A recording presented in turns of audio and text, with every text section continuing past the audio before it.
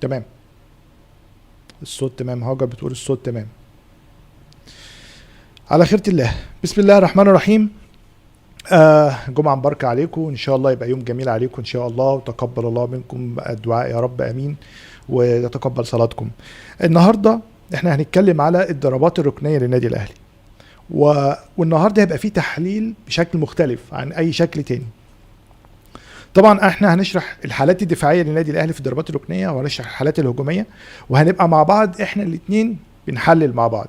انا بحلل من وجهه نظري، وانتوا بتكتبوا لي في الكومنتات ايه رايكم في التحليل، او ايه رايكم كمان في الحالات. هنبدا الاول بالحالات الدفاعيه، لازم يكون معاك ورقه وقلم. هنبدا بالحالات الدفاعيه الاول، وبعد كده هنتكلم شويه مع بعض على الحالات الدفاعيه، وبعد كده نروح على الحالات الهجوميه. وخلوني اوضح في الاول قبل ما ابدا الفيديو الفرق ما بين الحالات الدفاعيه والحالات الهجوميه. يعني ايه حالات دفاعيه في ضربات الركنيه وحالات الهجوميه في ضربات الركنيه؟ الحالات الدفاعيه في ضربات الركنيه هو شكل لعيبه النادي الاهلي وهي بتستقبل الضربات الركنيه، ده مهم. احنا مع بعض في الفيديو هندور على نمط، هنشوف هل الاهلي متمرن على نمط معين ولا لا. طيب هل النمط ده مناسب للنادي الاهلي في الدوري ولا لا؟ نفس الكلام في الحالات الهجوميه. الضربات الركنيه في الحالات الهجوميه هنشوف هل ترتيب اللعيبه وطريقه لعب الضربات الركنيه في الحاله الهجوميه مناسب ولا لا. ايه المشاكل اللي واجهت الاهلي، وايه المشاكل اللي ممكن تواجه الاهلي، اللي احنا عارفين كويس قوي ان الاهلي جات له حوالي 14 ضربه ركنيه في 3 ماتشات، تمام، او بالاصح في ماتشين. يعني ماتش فاركو ما كانش فيه ضربات ركنيه خالص النادي الاهلي. فانت لما تسجل هدف واحد في 14 ضربات ركنيه يبقى انت عندك مشكله. كل ده هنوضحه النهارده واحنا بنتكلم على الحالات. كل اللي عايزه منكم قبل ما نبدا الحالات يكون معاكم ورقه وقلم. هنعمل كذا حالات منها الحالات الدفاعيه، هتكتبوا لي في الكومنت ايه رايكم من وجهه نظركم. انتوا هتحللوا الحالات معايا، وهنشوف في الاخر اخر الفيديو خالص مع الحالات الدفاعيه والحالات الهجوميه هنقدر نشوف ازاي ننصح النادي الاهلي، ازاي ننصح ريبيرو ان هو يطور شويه من اداء النادي الاهلي. وفي اخر الفيديو خالص بعد ما اشرح الحالات هجيب لكم شكل مبسط فكره الضربات الركنيه ازاي بتبقى قويه لما يكون انت عندك ضربه ركنيه، وازاي تنفذها، وازاي تنشر اللعيبه في منطقه الجزاء. تمام. لو في مشكله في الصوت يا ريت تبلغوني، لو في مشكله في الصوره يا ريت تبلغوني قبل ما نخش على الحالات.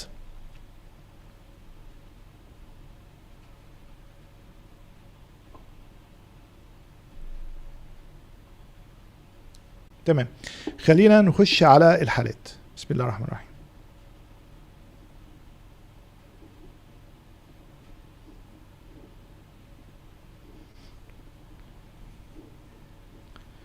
طيب احنا زي ما اتفقنا هنبدأ الأول بالحالات الدفاعية. هنشرح الحالات الدفاعية، وأنا من وجهة نظري هقول لكم تحليليا ايه المشاكل اللي كانت موجودة في الحالات الدفاعية. قبل بس ما اخش على الحالات الدفاعيه انا عايز اقول ان انا كمحلل اداء تعبت جدا جدا وانا بحلل الاداء عن طريق الفيديو. التصوير التلفزيوني والبث التلفزيوني اتمنى ان هو يتطور شويه، لان انا لما باجي ابص على ترتيب اللعيبه انا مش شايف ترتيب اللعيبه. في فيديو من الفيديوهات حوالي دقيقه ولا دقيقه ونص جايب الكاميرا على اللعيبه وهي بتتخانق، على الحكم وهو بيزعق، على حارس المرمى وهو بيشاور اللعيبه. لا، الكلام ده احنا مش عايزين نشوفه. احنا عايزين قبل ما الضربه الركنيه تتلعب ايه شكل اللعيبه في الملعب، لان ده مهم قوي بالنسبه لنا. المهم خلينا نخش دلوقتي على اول حاله. هنتكلم دلوقتي على الحالات الدفاعيه. اول حاله هنا معانا في ماتش مودرن.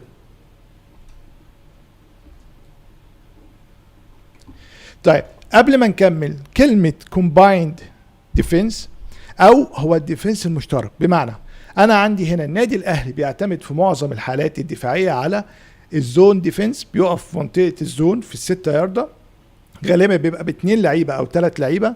محمد هاني دايما بيبقى على القائم القريب، وبيتكلم كمان على المان تو مان، بيبقى عندنا كمان مان تو مان هنا اهو. فهو ده اللي احنا بنقول عليه دفاعيا اسمه الكومبايند ديفنس. يعني النادي الاهلي بيتقسم من 2، واحد او حبه بيبقوا في منطقه الزون او المنطقه دفاع المنطقه، وواحد بيبقى رجل رجل. خلينا نشوف نكمل هنا.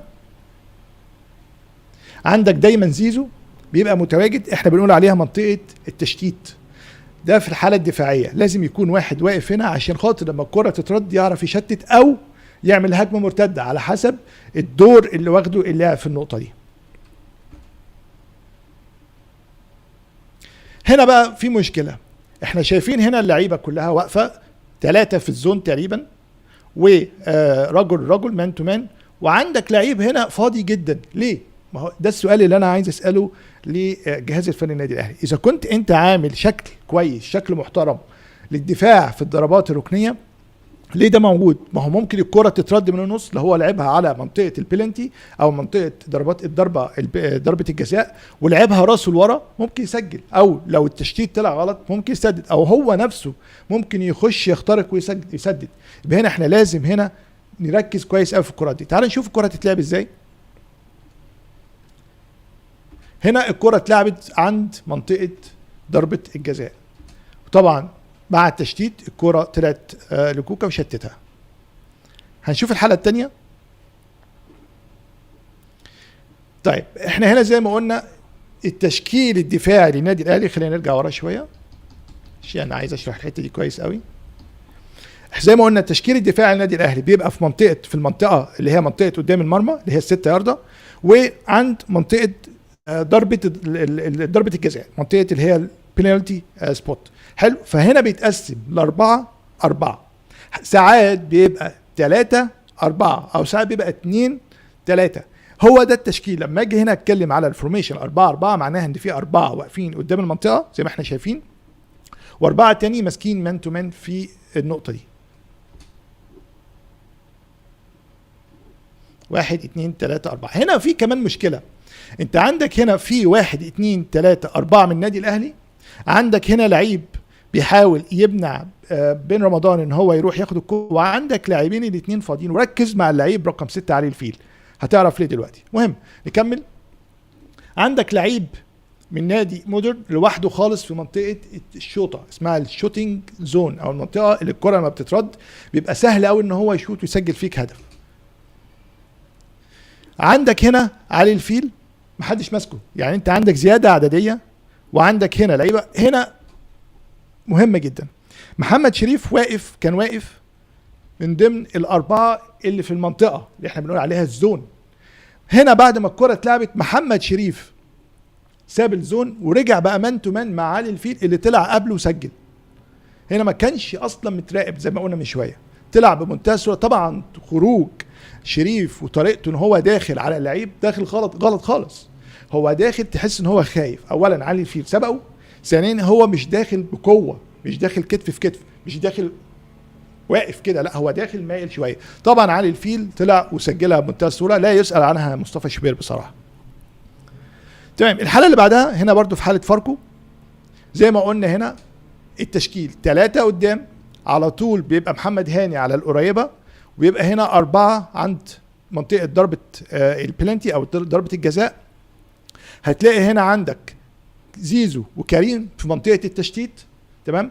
وده افضل تشكيل دفاعي شفته للنادي الاهلي في ضربات الركنيه، لانك انت هنا هتقدر ان انت تمنع اي كوره، لان انت شايف نادي فاركو سايب مساحه هنا فاضيه عشان لما الكره تتلعب يبدا واحد يجي على القريبه يزحلقها لورا او يسجلها.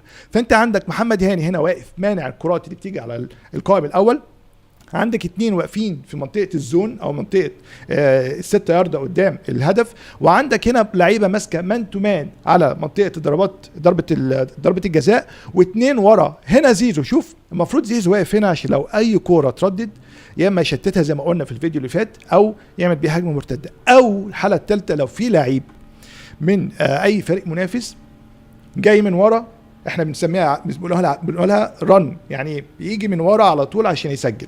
فهنا زيزو واقف عشان يمنع، وهنا كريم فؤاد واقف عشان خاطر يمنع اي كرة تنزل في النقطة دي واي حد يجي يشوطها. طبعا زي ما قلنا اللي هو الكومباين ديفنس، الاثنين مع بعض. الكرة اتلعبت طبعا محمد هاني على القائم الاول، المساحة فاضية قوي هنا، بحاول يجروا هنا عشان ياخدوها، بس محمد هاني بيشتتها. وده احسن تشكيل دفاعي للنادي الاهلي. طبعا انا بعد ما اخلص الحالات الدفاعية هبص على الكومنتات وهنحلل مع بعض الحالات الدفاعيه، وبعد كده هنخش في الحالات الهجوميه. فلو في اي حاجه عندكم يا ريت تكتبوا لي في الكومنت، اي حاجه انتوا شايفينها انا ما شفتهاش خلينا نتناقش، معترض مع رايي يا ريت تكتبوا لي في الكومنتات وانا هرد عليكم ان شاء الله. حلو. الحاله الثانيه من نادي فاركو برضو التشكيل 2-4 زي ما قلنا قبل كده، 2 في المنطقه، 4 عند منطقه ضربه الجزاء، وعندك كريم ورا. فهنا احنا هنا بنشرح ان ده يعتبر باترن. يعني ايه باترن؟ يعني النمط الدفاعي للنادي الاهلي. ولكن وعايز اقول لريبيرو والنادي الاهلي حاجه مهمه قوي، ده ما ينفعش مع كل الفرق.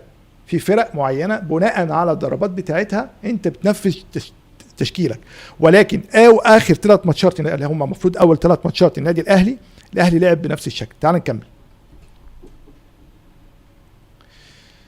زي ما قلنا احنا كومباين ديفنس اللي هو الزون ومان تو مان. الكرة بتتلعب في النص هنا المنطقة اللي عند قدام حارس المرمى اللي هي منطقة ال6 ياردة احنا بنسميها المنطقة الخطرة. لما الكرة بتتلعب فيها بيبقى فيه كذا واحد جاي من ورا ممكن يلعبها ويسجل هدف، لانها بتبقى في وش الجول، والجول بيبقى واقف بزاوية معينة عشان يلف. الضربة نفسها بتخلي الجول لانها كمان قريبة، بتخلي الجول مش عارف الكرة تتلعب فين. فدي ضربة خطرة جدا، ولكن النادي الاهلي هنا عرف يتعامل معها بشكل كويس. طبعا ترجع تاني، احنا هنا لسه مستمرين في الضربة الركنية. لما بنيجي نحلل اي ضربات ركنية مش الضربة بس، هو الضربة وما بعد الضربة في المنطقة نفسها. فشوف هنا النادي الاهلي ازاي تعامل مع ما بعد الضربة. طبعا الكرة بتتنفذ لورا وخلاص الكرة ماتت. حالة تانية في ماتش فاركو برضو بتتلعب. خلينا اشرح نقطة معينة لان هتكلم عنها في الحالات الهجومية للنادي الاهلي. في نوعين من الضربات او 3 انواع معنى صح من الضربات. في الضربة اللي بتبقى مقوسة للداخل، ودي ضربة بتبقى سهلة قوي لحارس المرمى لانها بتبقى لفة ناحيته جاية ناحيته، بتبقى صعبة على المهاجم، او لو المهاجم سابق تبقى سهلة لانه هو بيشوطها وهي اصلا لفة. وفي اللي هي مقوسة للخارج، الكرة دي بيبقى لعيب بيلعب برجل المختلف عن المكان اللي هو فيه، فبتبقى مقوسه للخارج، بيجي اللعيب على طول بيحط براسه جوه الجول، بتبقى صعبه على الجول. في حاجه اسمها الست روتين، او يبقى في 2 لعيبه عند منطقه الكورنر اللي هي ضربه الركنيه بيلعبوها لبعض ويبدا يعمل كروس جوه المنطقه. انا ليه شرحت النقطه دي؟ عشان لما نيجي للحالات الهجوميه للنادي الاهلي هنتكلم فيها كتير قوي، وخصوصا الست روتين او اللي هي بتتلعب 2 لعيبه مع بعض عند ضربه الركنيه. تمام. احنا هنا الفورميشن قلنا 3-5، ده شكل للنادي الاهلي اجبر عليه لان فريق فاركو داخل كله لقدام، وفي نفس الوقت عندنا هنا كريم واقف هنا اهو. كريم في منطقه التشتيت، شايف المساحه دي كلها؟ في كريم واقف لوحده لان مفيش حد من لعيبه فاركو واقف، فده صح جدا. وهنا الزياده العدديه للنادي الاهلي. هنا هنشوف الكره تتلعب فين. الكره هنا حاول طبعا هو يشوطها جوه الجول. مصطفى شوبير اتعامل معاها منتهى الحرفنه بصراحه، برافو عليك يا مصطفى. ضربة تانية برضو هنشوفها مع بعض، ده في ماتش غزل المحلة. هنا التشكيل اتغير شوية، هنا بقى عندك 3 في منطقة اللي هي الخطرة، وعندك حوالي 5 ورا في منطقة اللي هي الضربة الركنية، منطقة ضربة البينالتي. وعندك زيزو هنا طبعا زي ما قلنا بيبقى دايما واقف في منطقة التشتيت، ولكن هنا زيزو اتحرك عشان خاطر بلديه غير من النظام بتاعه. البلديه بقى يعمل الكرة، ده اسمه الست روتين، هو بيبقى فيه 2 يلعبها لورا، واحد من اللي اتلعبت له يلعبها كروس جوه منطقه الجزاء. الست روتين ده مشكلته ان هو بيفركش التنظيم الدفاعي اللي انت عامله في المنطقه بتاعتك. فشوف هنا الكرة اتلعبت، طبعا مشكله كبيره ان النادي الاهلي ما بياخدش هو الكور دي. حلو، احنا دلوقتي اتكلمنا على الحالات الدفاعيه. قبل ما نخش على الحالات الهجوميه خلينا نشوف الاول التعليقات واشوف تحليلكم انتوا للحالات الدفاعيه. احمد اسماعيل بنورك، منور الدنيا يا سامح، بنورك يا احمد. هل بتفضل لاعب يعمل ستار على حارس المرمى؟ مش فاهم يا احمد، يعني ايه هل بتفضل لاعب يعمل ستار على حارس المرمى؟ هل طول مصطفى شوبير مناسب للكرات العاليه ام نقطه ضعف؟ السؤال ده حلو قوي يا احمد. هو حارس المرمى الطويل طبعا ميزه، هو ميزه مهمه جدا، وبيبقى نقطه قوه لحارس المرمى ان هو يطلع ياخد الكور الكبيره، ولكن مش الطول بس، بيبقى فيه حتى قوه النطه نفسها. ممكن يبقى فيه حارس مرمى قصير بس عنده قوه النطه قويه، فبيقدر يطلع لاعلى نقطه، خصوصا اللي هو ايده بتتفرد فبيدي مساحه لجسمه ان هو يمسك الكوره. فما اعتقدش ان هي نقطه ضعف، هتبقى نقطه ضعف في 3 حالات. اول حاله ان هو قوة النطة بتاعته ضعيفة، تاني حالة توقيته مش مناسب، تالت حاجة جسمه نفسه ان هو يخش يخبط اللاعب وياخد الكورة ضعيف. 3 حالات دول هتأثر. احمد برضو بيقول هل بتفضل لاعب يعمل ستاره او حاجز على الحارس تعطيله؟ هو طبعا ده هنتكلم عنه في الحالات الهجوميه، وهشرح ازاي ان انت ممكن تعمل. طبعا ممكن تعمل كده، تعمل ستاره تمام من غير ما انت تلمسه او تزقه عشان تبقى بتتحسبش عليك فاول. هاجر بتقول غزل المحله. انا غزل المحله مش بلديه المحله.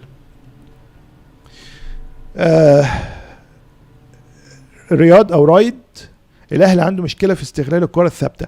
صح جدا، وده هنتكلم عنه في الحالات الهجوميه. الاهلي عنده مشكله كبيره، انت عندك 14 ضربه ركنيه، وانا ما جيتش للضربات الحره. 14 ضربه ركنيه سجلت منها هدف واحد في ماتشين، فدي مشكله كبيره المفروض بيرو يفكر فيها.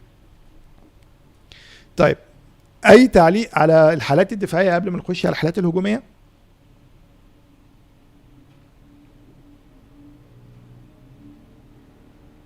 خلينا احمد اسماعيل بيقول ممكن تعمل لنا احصائيه كام ركله ركنيه على الاهلي فشل المدافعين او الحارس في تشتيتها وفاز بيها مهاجم الخصم. تمام، ممكن نعمل كده. هاجر بتقول هو مين ممكن يكون مساعد لزيزو او اكتر توافق علشان يقدر يفهم تحركاته؟ عشان انا بحس ان في مشكله بين خط النص والهجوم، بحس انهم مش فاهمين بعض. حلو قوي يا هاجر السؤال ده، واحنا هنيجي هشرحه في الحالات الهجوميه للنادي الاهلي. ويز وليد بيقول مين هيلعب حارس مرمى في المباراه القادمه؟ ويز وليد استنى بكره ان شاء الله قبل ماتش بيراميدز. هعمل حلقه لايف تحليلي عن اداء بيراميدز وازاي الاهلي يقدر يلاعب بيراميدز وتشكيل المتوقع. تمام، لان السؤال ده انا كنت متوقع السؤال ده. تمام، وهقوله لك بكره ان شاء الله. تمام، في اي اسئله تانية قبل ما نخش على الحالات الهجوميه؟ اي تحليل لو انتوا شايفين تحليل انا مش شايفه يا ريت تقولوا لي. لو مختلفين معايا في وجهه النظر يا ريت تقولوا لي، واحنا مع بعض، احنا هنا بنحلل سوا مع بعض وبنفهم سوا الدنيا ماشيه ازاي. تمام، خلينا نخش بقى على الحالات الهجوميه. الحالات الهجوميه للنادي الاهلي زي ما قلت، الاهلي جاله 14 ضربه ركنيه في ماتشين. حبيبي يا وز، 14 ضربه ركنيه في ماتشين، اللي هو ماتش مودرن وماتش غزل المحله. مش عارف ليه دايما بقولها بلديه، غزل المحله، يمكن حب البلديه في المحله.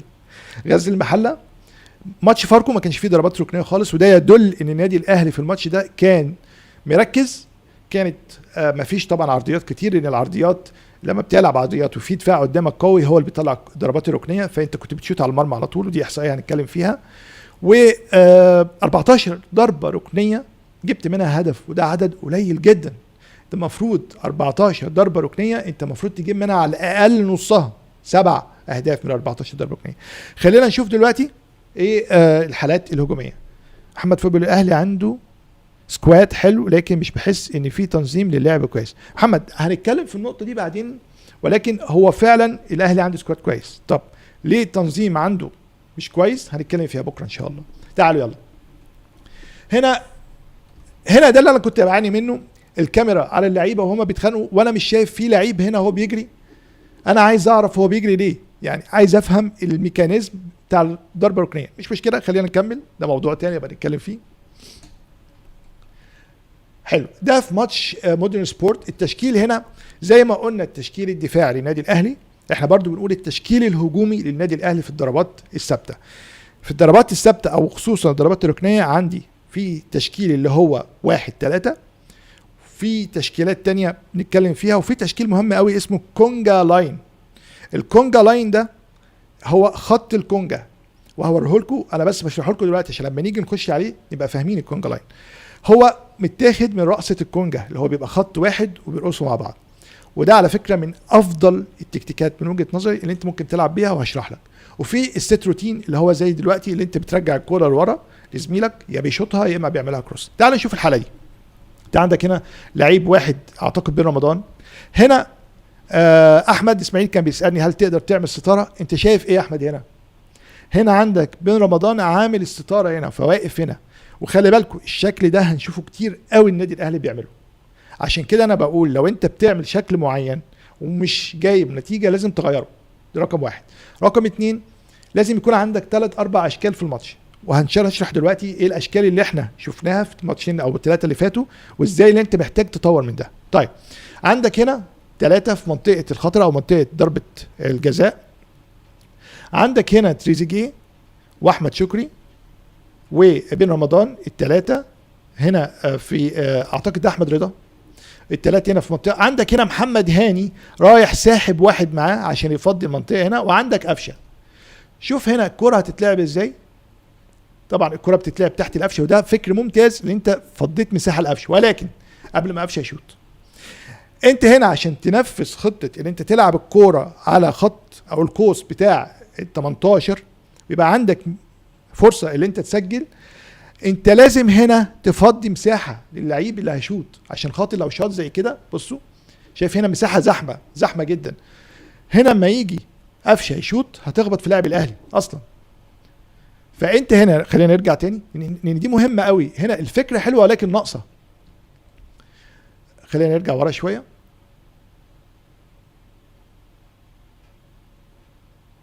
هنا اهو قبل ما اللعيب يجري انت هنا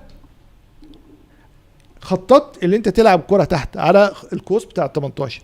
انت شايف ان كل اللعيبه بتجري في اتجاه واحد، تجري ناحيه القايم القريب. لا، انت عملت زحمه هنا، فاللعيب اللي هيشوط الكرة من بره مش هيعرف يشوط، مش هتخش. فانت لازم هنا يبقى في لعيب او لاعبين بيطلعوا لقدام، وفي لعيب او 2 بيطلعوا على القايم البعيد، بيجروا كده الناحيه دي كده. فيبقى انت فتحت المنافس بتاعك، فتحت زاويه التسديد. لكن اللي احنا شفناه هنا انت بترجع الكرة لورا القفشه، المنطقه زحمه جدا، هو ما عندوش غير الزاويه دي ان هو يشوط منها. بعد ما هيشوط هتخبط في لعيب النادي الاهلي. هي فكره حلوه ولكن اتنفذت غلط. تعال نشوف الماتش اللي بعده، الحاله اللي بعدها.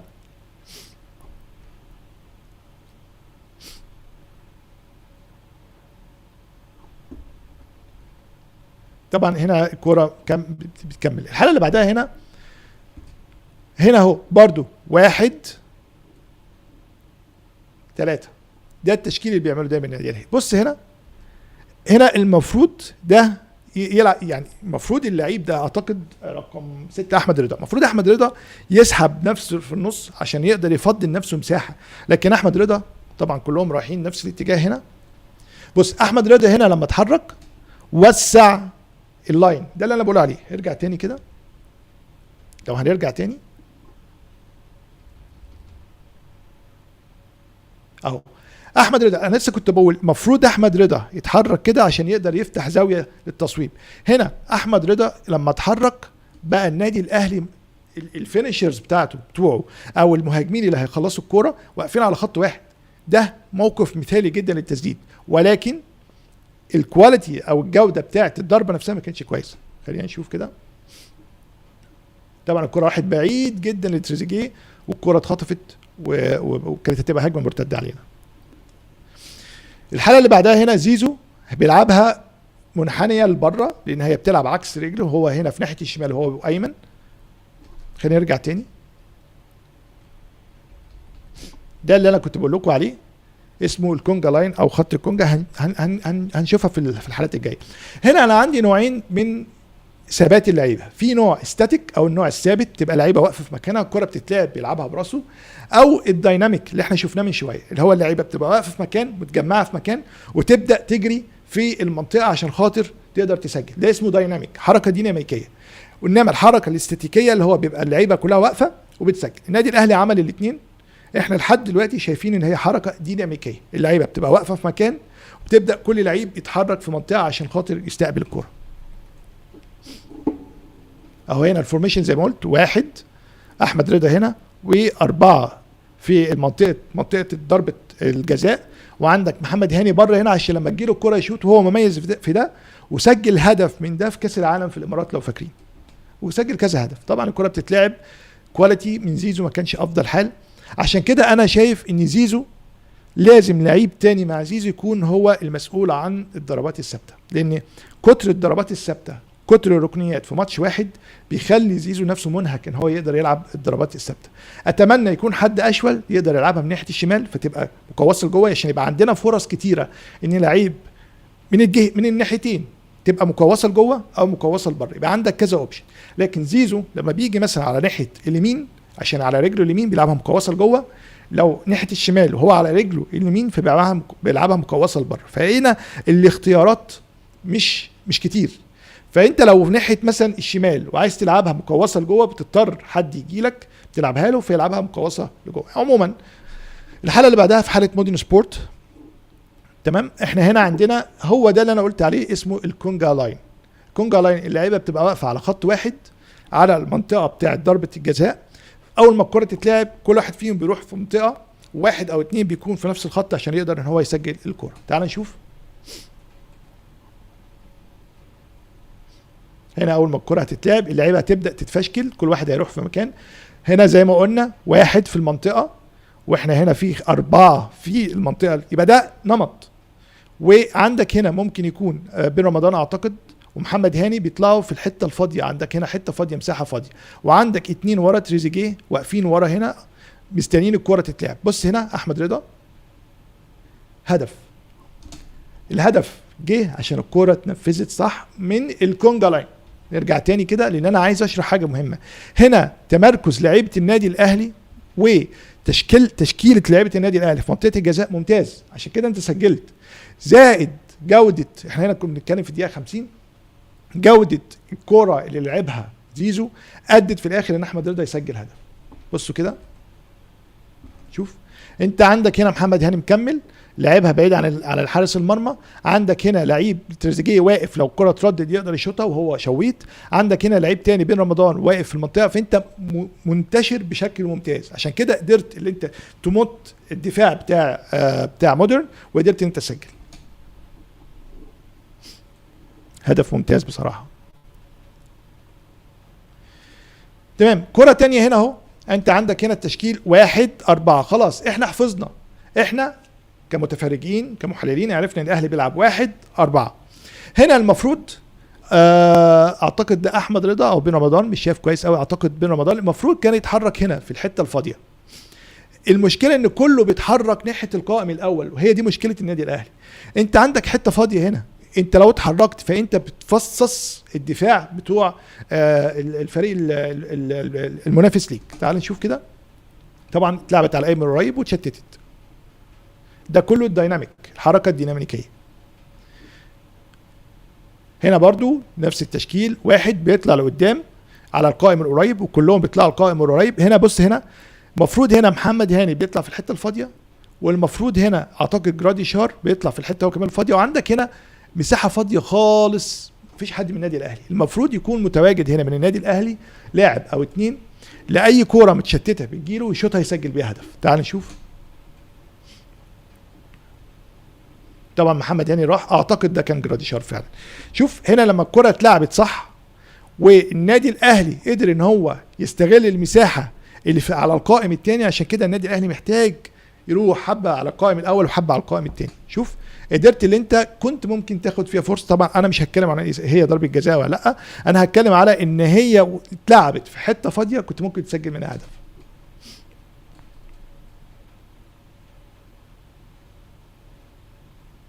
طبعا الكره مكمله هنا، ولكن للاسف التعامل معاها كان مش كويس.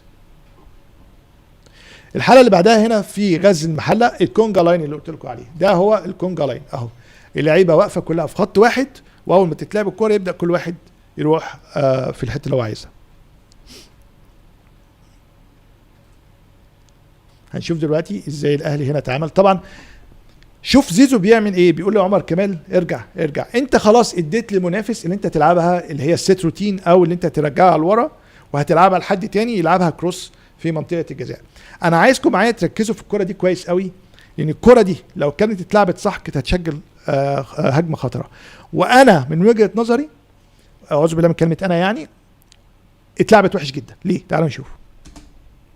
طبعا هو خلاص قال للناس كلها انا هلعبها لعمر كمال عبد الواحد، فهو لعبها لعمر كمال عبد الواحد زي ما قلنا. ده السيت بيس، طبعا نفس الفورميشن، واحد هنا وثلاثه في المنطقه، هنا 2 مع بعض، ده اسمه السيت بيس، او اللي هو يلعب الكره لورا، السيت روتين اسف، ان هو يلعب الكره لورا. عندك ديانج هنا فاضي جدا، ودي ملعوبه، دي اللعيبه متمرنه عليها، لان واضح ان اللعيب عارف هو بيعمل ايه، فالكره بتتلعب بديانج. هنا المفروض لو عندك لاعب اصلا مميز في الكروسات كان لعبها من مره واحده، ولكن ديانج خط نص مدافع رقم 6، فهنا وقفها استنى ولعبها. طبعا لعبها وحش جدا في الزاويه البعيده.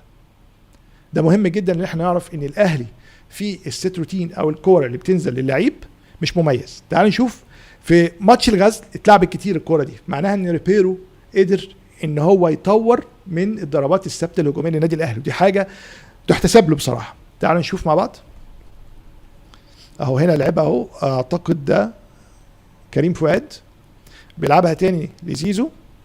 في عندك 6 في المنطقه الخطره او 5 في المنطقه الخطره، 1 في منطقه ال6 ياردة. هنا الكره بتتلعب،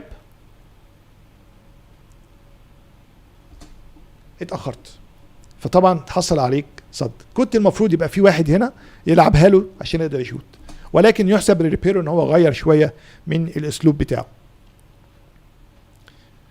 الحاله اللي بعد كده برضو في غزل المحله دي بقى الحاله الاستاتيك. يعني ايه الاستاتيك؟ يعني اللعيبه واقفه في مكانها مستنيه الكوره. بص اهو، انت شايف اللعيبه كلها واقفه في مكانها، ستاتيك ستراكشر كلها واقفه. كان الاول بيبقوا واقفين عند المنطقه او عند ضربه الجزاء، ولكن هنا ستاتيك واقفين في المنطقه. فطبعا واضح ان هي مش فعاله خالص، ان الكوره اتلعبت وحش جدا، كانت ملعوبه على الايمن القريب.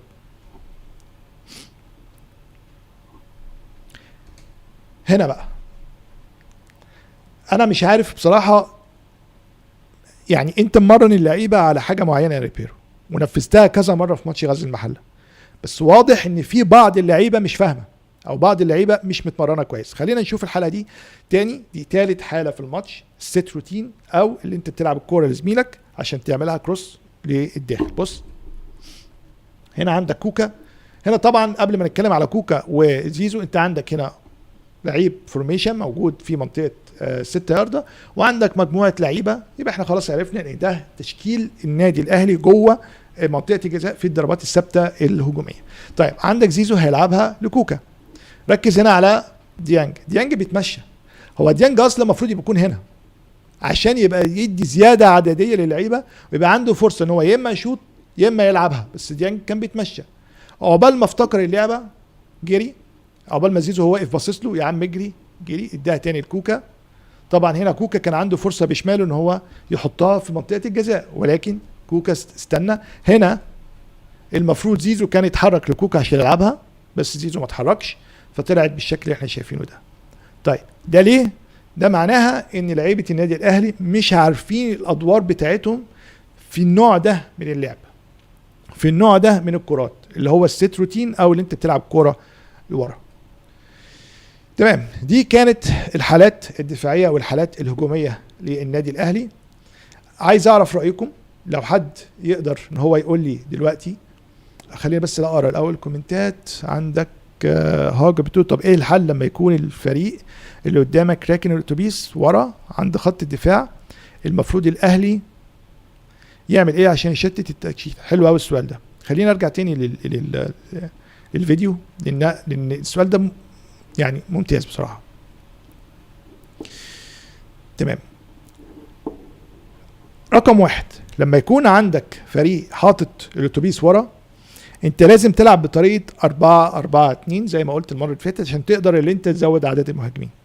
لازم في الضربات الثابته يكون عندك اكتر من حل، ما ينفعش يبقى كل الضربات الثابته معظمها يا اما ست روتين زي كده اللي هو تلعب كره لزميلك وتلعبها في المنطقه مع انها ممتازه لو انت نفذتها صح بتعمل خطوره على المرمى، او طبعا الاستاتيك اللي احنا شفناه اللي انت بتبقى اللعيبه واقفه مستنيه الكره ده لا.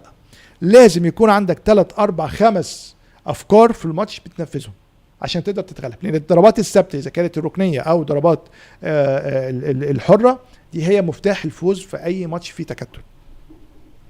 بري حبيبي هاجر بتقول كمان انا شايفه ان الاهلي محتاج تدريب على الضربات الثابته عشان للاسف مش بنعرف نستغلها. في ماتش غزل المحله 7 أو 8 ركنيات وللاسف كلها راحت. هو في ماتش غزل المحله كان فعلا في للاهلي 8 ضربات ثابته ولا هدف، في حين تشيلسي جاب 4 اجوان من ركنيات. ممتاز، طبعا تشيلسي جاب حوالي 4 أو 5 اهداف من ضربات ثابته. هو ده الحل لما يكون عندك ماتش مكعبل ملخبط الناس كلها واقفه راكنه الاتوبيس، الضربات الثابته هي الحل طبعا.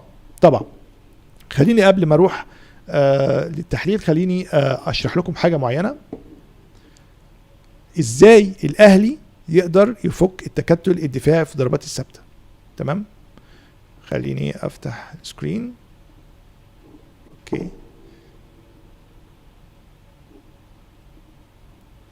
تمام، بس بلغوني لو الصوره مش واضحه. الصوره واضحه معاكم؟ انا مش عايز اطول البث، بس دي اخر حاجه هتكلم فيها، بعد كده نتكلم مع بعض لو انتوا عايزين. طيب ده شكل تصوري لاداء النادي الاهلي في الضربات الثابته الهجوميه. طبعا انا الارقام محطوطه بشكل عشوائي، مش هي الارقام اللعيبه طبعا، بس للتوضيح. عندك هنا لما الكره بتتلعب لجوه، هنا التشكيل بيبقى النادي الاهلي اللي هو الاحمر. هنا عندك لعيب المفروض يتحرك هنا فيعمل بلوك للعيب ده، وفي نفس الوقت يكون عنده فرصه ان هو يطلع لقدام عشان خاطر يساند في الضربات الثابته. وعندك هنا الصوره واضحه يا جماعه عشان في حاجه حصلت عندي. المهم اوكي. وعندك هنا في لعيب تاني يروح على الزاويه البعيده، وعندك لعيب ثالث يروح في المنطقه بتاعه الخطره، وعندك لعيب رابع يا اما بيبقى واقف هنا او بيخش هنا. شوف انت عندك هنا عندك لعيب على القريبه، لعيب او اتنين، لو قلنا ده هيتحرك هنا لعيب او اتنين في المنطقه الخطره، وعندك لعيب على البعيده، وعندك لعيب ورا يقدر ان هو تجيله الكره يشوت، ولعيب تاني يبقى واقف لو حصل تشتيت للكره هنا يقدر ان هو يستلمها ويلعبها عرضيه لجوه. ده المفروض يحصل، ولكن اللي بيحصل مع النادي الاهلي كالتالي: ان كل اللعيبه بيبقى عندي واحد واقف هنا، وهنا اللعيبه واقفه كده، وعندي احيانا لعيب بيبقى واقف هنا، واحيانا لعيب طبعا بيبقى ورا عشان خاطر لو في اي هجمه مرتده. اللي بيحصل ايه؟ ان كل اللعيبه هنا، اللعيب اللي بيبقى واقف في النص بيتحرك هنا، واللعيب ده بيتحرك هنا، واللعيب ده بيتحرك هنا، واللعيب ده بيتحرك هنا، سايب مساحه فاضيه في القائم الثاني. اتعملت مره او اتنين، محمد هاني راح هو وجراديشار، وكانت يعني فيها يقال ان هي ضربه جزاء، ولكن انت لازم توزع الملعب، لازم تفرش الملعب عشان تدي فرصه لو الكره اتردت ان انت تشوت، تسجل، تجيب هدف. ده كان الشكل التحليلي اللي انا كنت عايز اتكلم عنه. لو عندكم اي اسئله يا ريت تبلغوني.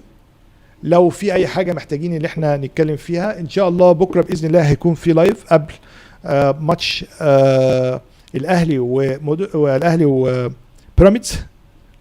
الواحد دماغه خلاص. هنحلل فيها اداء نادي بيراميدز، وهنقول ازاي ان شاء الله الاهلي يكسب النادي بيراميدز، وان شاء الله الاهلي يكسب. لو في عندكم اي سؤال، حبيبي يا بري، حبيبي تسلم. لو عندكم اي سؤال اي تعليق انا معاكم. لو في اي حاجه محتاجين ان انتوا تشوفوها، لو انتوا حابين ان انا اشرح واحلل حاجات تانية يا ريت تبعتها لي وتقولوا لي.